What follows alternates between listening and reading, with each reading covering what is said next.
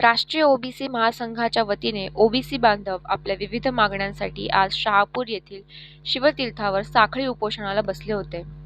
मराठा समाजाला ओबीसी संवर्गात समावेश करू नये, मराठा समाजाला सरसकट कुणबी प्रमाणपत्र देऊ नयेत, ओबीसी विद्यार्थ्यांना व्यावसायिक अभ्यासक्रमात 100% शिष्यवृत्ती मिळावी, अतिवृष्टीमुळे नुकसान झालेल्या शेतकऱ्यांना तात्काळ भरपाई मिळावी, गुणवंत विद्यार्थ्यांना परदेशात शिक्षणासाठी 75 विद्यार्थ्यांची मर्यादा 200 करावी, महाज्योती ह्या संस्थेला 1000 कोटींची तरतूद करावी, प्रत्येक शहर व तालुका स्तरावर ओबीसी विद्यार्थ्यांसाठी सुसज्ज ग्रंथालय चालू करावं, ओबीसी महामंडळाला 1000 कोटींची तरतूद करावी यासारख्या अनेक मागण्यांसाठी साखळी उपोषण करण्यात आले.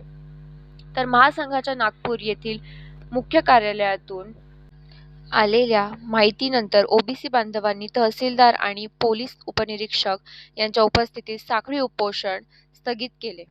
यावेळी ओबीसी महासंघाचे प्रकाश भांगरत, अपर्णाताई खाडे, अनिल निचिते, किशोर कुडव यांच्यासह अनेक समाज बांधव उपस्थित होते.